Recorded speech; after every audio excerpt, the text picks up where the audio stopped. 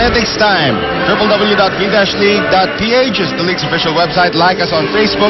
Follow us on Twitter. And you can also follow _Denise Tan on Twitter. Ayan. Sige, tira Denise. Alam nyo guys, nang makausap ko si Coach Obet Javier of the Arellano University, sinabi niya na aminado naman daw siya na mukhang mahihirapan sila sa game nito. And even though they're going up against the back-to-back NCAA champs, Coach Javier tells me that they are well prepared to fight and give it their best in today's match. Aside from extending their training sessions for blocking and reception, he adds that the more important thing they're focused on is their mental and emotional toughness.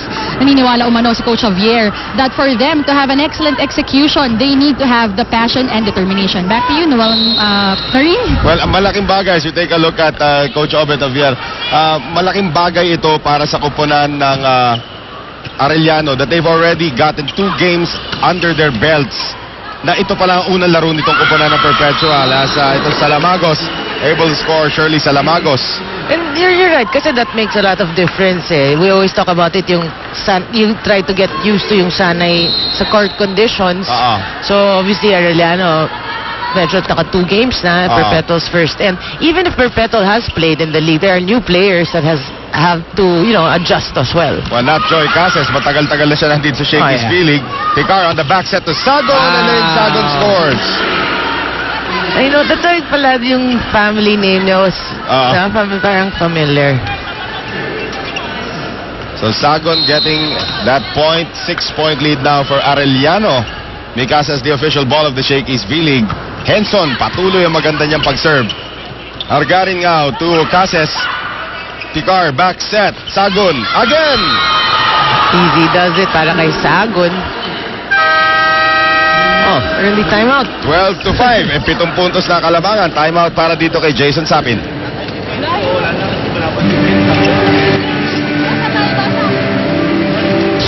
Tuloy natin yung play na napatawag tuloy ng timeout itong koponan ng Perpetual. Tumama sa net pero walang coverage. Actually, tagal nakababad ng bola sa air. Exactly. Pwede namang habulin yon.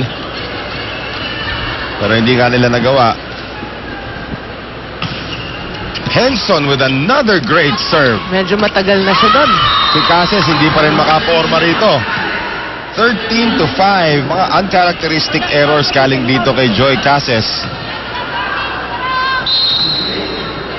Well, Arellano leading so far in terms of attack 7-3, and the Perps 4 errors compared to only 2. Grabe, serve nitong si Henson.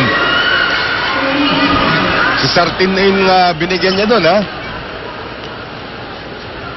14-5. Giniginaw na sila Nene Bautista sa harapan. Hindi sila nagkakaroon ng action doon Puro serve lang Another one. Ayan na. Natamaan pa si Nene ng bola. 14-6. Kailangan na. Nagpahinga na siya talaga. Ayoko na muna. Jane Diaz. We talked about her at the top of the coverage. Tingnan natin kung makakapagbigay siya ng maraming puntos. Good serve. Picar. Sagon. Wide. Well, they have been going to Sagon. Kesa kay Nene, Oo. Pero of course, alam mo naman, diba, a setter player may familiarity Right. Yung mga 1-2 punch of a certain squad, syempre bago pumasok yung guest player. Diaz. Again, a nice serve. Bautista pushes it in. That's super beach volleyball. Yon.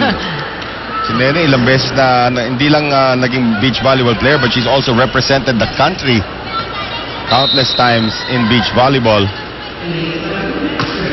15-7. Condada. Itong Arellano squad, they have 2 of the premier players of the country. Right. Two of the many actually, but you have Bautista, former MVP, and Balse, another former MVP. Yes.